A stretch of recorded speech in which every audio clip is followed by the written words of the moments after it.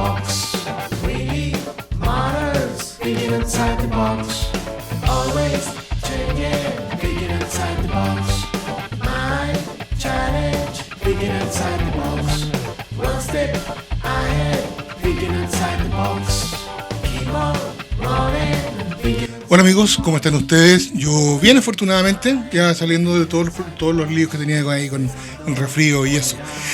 Primero, por supuesto, darle las gracias a todos los que están viendo el canal, a toda la gente que ha puesto sus deditos para arriba, la campanita y todo eso, y a los que no son suscritos todavía, a los que no se han suscrito, que lo hagan. Hay un botón que dice suscribir, es gratis, no le cuesta nada y ayudan a que este canal sea cada vez más visto dentro de la plataforma de YouTube. Así que por favor les pido que se suscriban, que campanitas, que todo eso, y que ya hemos hablado 50 veces. Bueno, bienvenido a esta nueva serie que estamos haciendo sobre las generaciones o evolución en realidad de los aviones de combate y cómo estos han ido cambiando no solo su fisonomía física, su estructura externa, sino que todo lo que llevan dentro, ¿no? Ya vimos que los cazas de primera generación eran de las rectas, básicamente, y eran más gorditos por un tema de motor. Luego vino la segunda generación con la incorporación de la regla de aire que permitió traspasar la barrera del sonido mucho más rápido. Y los primeros misiles de corto alcance, junto con la incorporación de los primeros radares, bastante limitados, bastante primitivos, pero radares al fin y al cabo. Y ahora vamos a ver los de tercera generación con sus principales características y también decir que algunos modelos de la segunda generación fueron actualizados radicalmente, profundamente, convirtiéndolos en cazas de tercera generación, como es el caso de los Mirage 50 chilenos, que pasaron a ser el Pantera, o el Mirage Nasher, o los primitivos Northrop F5A-B, que rápidamente fueron los F5 de Tigre 2, cambiaron las letras. Y en esta generación de aviones de combate, vamos a decir que fue desarrollada, según los expertos en el tema, por supuesto, entre 1960 y 1970, entrando en servicio a partir de 1965, más o menos, para los primeros modelos. Entonces hay un cambio también en el periodo histórico en que fueron construidos. También decir que los misiles de corto alcance que caracterizó la segunda generación fue una de sus marcas, ¿no es cierto? Ahora hay que agregar los de medio alcance, como el Sparrow, que para inicio de la intervención norteamericana en Vietnam tenía un radio de acción de alrededor de 70 kilómetros, lo cual es bastante. Entonces tenemos el Sparrow a 70 kilómetros y el Sidewinder a 4 o 5 kilómetros, pero no todos los aviones eran capaces de integrarlos en su sistema. Ya lo vamos a ver. También hay que decir que se priorizó la capacidad de los aparatos multirol, es decir, una mezcla entre avión de combate, avión de superioridad aérea y capacidad para atacar objetivos terrestres. En palabras simples, era llevar misiles, cañones y bombas, todo junto, ¿ya? Y que las misiones podían ser todo al mismo tiempo. Un poquito ambicioso, pero se logró. También la capacidad instrumental para poder operar en cualquier condición meteorológica fue una característica de esta generación. A ver, esto suena muy bien, pero en realidad aún no se logra del todo, porque por mucho que el avión tenga todos los instrumentos imaginables, el clima aún tiene algo que decir. Me explico. Se podían y pueden hacer operaciones aéreas en condiciones meteorológicas deterioradas, hablemos de una lluvia, de una fuerte lluvia, una tormenta, pero cuando estas condiciones son extremas, como huracán, tornado, tormenta de viento y nieve, no se puede. No hay avión que resista eso. Entonces, todavía esa operación todo tiempo no se puede hacer. Se puede hacer gran parte del tiempo, pero no todo el tiempo, ¿ya? Y por supuesto, estos aparatos tenían que mantener las condiciones de vuelo a altas velocidades, mejorando su maniobrabilidad con varias cosas que se van a ir integrando. A mi juicio, el gran avance de esta generación no vino desde el exterior de los aviones, con nuevas alas, desarrollo aerodinámicos, complejo, o nuevas reglas, o nuevos avances en ese aspecto, sino que vino desde dentro, vino desde el interior del fuselaje, donde se instalaron radares e instrumental cada vez más potentes debido a una gran innovación tecnológica que en el fondo marcó el siglo XX. Veamos, mira. Los aviones de segunda generación incorporaron los primeros sistemas de radar para guiar en forma pasiva los misiles y tener información de su entorno más allá de la capacidad de los humanos, o sea, Beyond Visual Range o BVR. Pero durante la década de 1950 se desarrolló masivamente un pequeño elemento electrónico llamado transistor, que revolucionó la tecnología de la transmisión por ondas de radio y la parte eléctrica. Este pequeño dispositivo, chiquitito, también lo estamos viendo en la imagen, repito, este pequeño dispositivo permite controlar el flujo de corriente a través de un circuito y es un mini interruptor de pasos de corriente eléctrica, ¿ya? Su otra gran característica es la capacidad de recibir señales débiles de radio o eléctricas y amplificarlas, ¿ya? Por ser de un tamaño pequeño, se usó muchísimo en radios portátiles, las llamadas, las famosas transistor, que permitían escuchar emisiones en todos lados. O sea, una emisión, uno iba por la calle con el transistor o en el transporte público en todas partes, y eran radios pequeñitas, y como el transistor podía amplificar la señal, podía recibir una señal de radio débil, pero sacarla en una mejor calidad. Bueno, con esta nueva tecnología, los sistemas de comunicación y radares que utilizaban las pesadas e inestables tubos de vacío comenzaron a ser más pequeños, livianos y potentes. Y esto fue súper importante, ya que la reducción del espacio y peso de los nuevos equipos de radar y de radio dejaba espacio en el interior del fuselaje para otro tipo de equipos o bien mayor aforo de combustible. ¿Se dan cuenta? Sacando los tubos de vacío que eran voluminosos, delicados, ¿no es cierto? Y reduciendo el volumen para una misma capacidad, te quedaba más espacio libre en el avión, condición, ¿no es cierto? También estos equipos que fueron denominados de estado sólido, no me pregunten por qué estado sólido, pero esa era la tecnología, la denominación de la época. Estos equipos eran más resistentes a las vibraciones y a las fuerzas G de los aviones que los antiguos tubos al vacío, y tenían menor consumo de energía, por tanto exigían menos a los generadores eléctricos de los aviones. Entonces era un win-win, una ventaja por todos lados. Y este salto tecnológico también permitió el desarrollar sistemas de informáticos, que hoy nos parecen primitivos, pero para la época eran bastante avanzados, estos programas, ¿no es cierto?, que permitían atacar objetos más allá del campo visual, más allá del Beyond Visual Range. O sea, segunda generación, el radar aplicaba hasta el campo visual, hasta que el ojo humano podía ver, en términos reales, 15, 16 millas, pero estos nuevos radares podían ver mucho más allá, por tanto el entorno de combate te cambiaba. A ver, solo modo de ejemplo, y para que nos demos cuenta de la trascendencia. Esta fue la tecnología que usó la nave espacial Apolo 11 para ir y volver de la Luna. O sea, hoy día la vemos súper primitiva, pero en su minuto fue state of the art. O sea, fue lo máximo que tenía el mundo tecnológico en esa época, a finales de los 60, principios de los 70.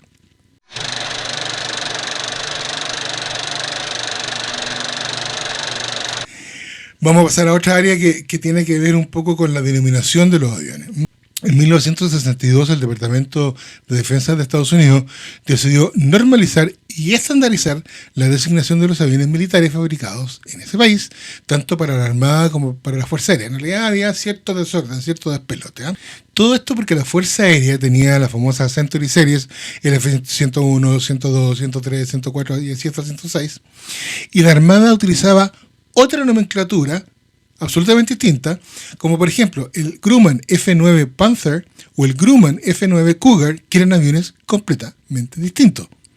O sea, un mismo nombre, una misma denominación para aviones, uno de la recta y otro de la flecha. O sea, algo bien extraño de la Armada norteamericana. Bueno, con esta nueva nomenclatura se cambiaron partieron de cero, digamos, ¿no es cierto? La serie F de Fighter partió del 1, del F1, el F2, el F3, el F4, Phantom 2, el F5, Tigre 2 y así en adelante.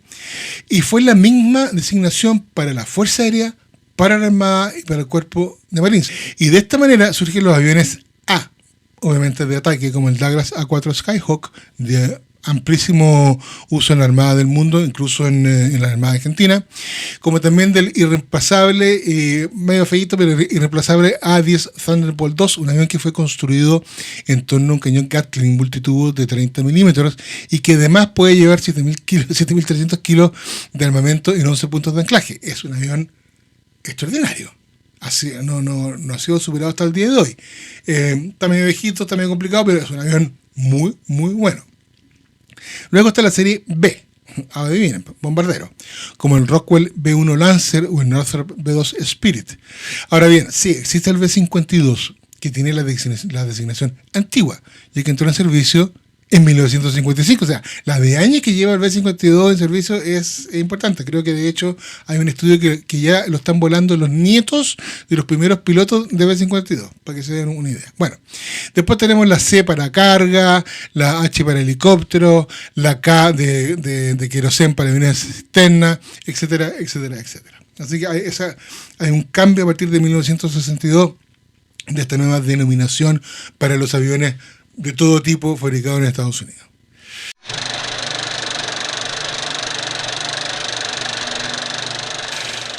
Ya, entremos ahora en los aviones propiamente tal. Y existen varios modelos de aviones que marcaron esa época. Por ejemplo, el bello y estilizado y precioso Dassault Mirage F1 que lo utilizó Ecuador. Dassault dejó su ala delta para irse a una ala parasol, una cosa distinta. El Kafir israelí, que era la célula de un Dassault Mirage F5 con un motor norteamericano General Electric J79 GE J1E, o sea, pusieron un fuselaje francés con un motor norteamericano, un injerto de medio rana con loro, pero le funcionó sumamente bien. Japón presentó en 1978 el interesante caza Mitsubishi F1 con capacidad para llevar hasta 2.720 kilos de armas y fue el primer avión desarrollado en Japón después de la Segunda Guerra Mundial. Ojo. La Unión Soviética introdujo en 1967 al Sukhoi Su-15, que era una especie, era un MiG-21 agrandado, con 2 reactores Tumansky, con más capacidad de carga que el MiG-21 y con mayor alcance que el MiG-21. Pero básicamente era un MiG-21 que le hicieron más grandote y le pusieron aviónica más nueva, por supuesto. Y en 1970 introducen el MiG-25, un avión hasta el día de hoy extraordinario, que es un interceptor de alta velocidad, Mach 3.2 y de gran altura, que era para poder interceptar al avión espía SR-71A, que volaba también a Mach 3. Entonces eran esta competencia de quién vuela más alto y quién llega más lejos y con mayor velocidad. Pero un muy buen avión, no de combate, de intercepción. Suecia, por su lado, presentó en 1971 al Saab Viggen de la Delta y con un gran canar en las raíces de las tomas de aire de la turbina, que se ha considerado el último biplano, es el biplano de la época de los aviones jet. Pero en fin, esta condición que produjo algo muy raro en los aviones de combate, que es la capacidad STOL, o Short Takeoff and Landing, o sea, aterrizaje y despegue corto. ¿Por qué? Porque sí podían usar las carreteras de Suecia como pistas aéreas en caso de un tema de ataque. Es un avión muy, muy interesante. Medio feito, pero doble delta, pero muy interesante. En 1972, Estados Unidos presentó al mercado el Northrop F5EF Tigre 2, que en realidad es un desarrollo del F5AB, ¿ya? Pero bastante mejorado, agrandado con nuevos motores. Y 18 de estas aeronaves llegaron a Chile en 1973 y 13 de ellas aún están en vuelo, siendo modificadas acá localmente por ENAIR a aviones estándar de cuarta generación. Se les cambiaron las alas, el tripaje completo, se le pusieron pantallas One Touch, qué sé yo, los dejaron pero súper bien. Ahora sí, tiene 50 años de uso, ¿eh? También es un factor que hay que pensar en su reemplazo. Y antes de ir a desarrollar el tema sobre las aeronaves con capacidades especiales que le digo yo, tengo que hablar del viejo, querido y referente principal de esta generación de aviones, que es el McDonnell Douglas F4 Phantom II, un ícono, una leyenda de la aviación hasta el día de hoy. Fue introducido en 1960 y se destacó por ser un aparato biplaza, bimotor, enorme y con capacidad de llevar hasta 8.500 kilos de armas en su porte externo. Podía ser utilizado como caza de superioridad aérea, caza de ataque al suelo o ambas funciones en la misma misión. Tenía la verdadera condición de multirol. Pero este avión, por lo fantástico que sea, presentaba una gran falencia en su diseño. Los pensadores militares de la época, astutamente, llegaron a la conclusión que los combates aéreos serían solo utilizando misiles y que el cañón estaba de más. O sea, era un artilugio que solamente añadía peso al avión. Por tanto, el F-4 Phantom fue diseñado sin cañón de defensa para corto radio, lo mismo que el MiG-21, cuidado. Entonces, el F-4 tenía misiles Sparrow de medio alcance, misiles Sidewinder de corto alcance, pero si el combate era cerrado, si era, digamos, cuerpo a cuerpo, no tenía cómo defenderse. Tenía que siempre intentar mantener una distancia para el enganche de los misiles. Bueno, este avión tuvo la curiosa característica de que operó con la US Navy, con la US Air Force y con la Royal Navy, ¿no es cierto? Había su versión naval y su versión terrestre. Y fue el principal avión de combate de Estados Unidos durante su intervención en Vietnam, donde consiguió derribar 147 cazas enemigos entre MiG-17, MiG-19 y 21. Pero también hay que decir que se perdieron 528 F-4 Phantom II en Vietnam entre derribos, accidentes y bombardeos cuando bombardeaban a tierra. Aparentemente este avión no contaba con una buena protección para el ataque a tierra y ahí fue donde sufrieron la mayor cantidad de pérdida. Entonces el ratio, la verdad que no es muy bueno, la cifra no es muy buena, pero es lo que hay, digamos, no hay que esconder este tipo de cosas.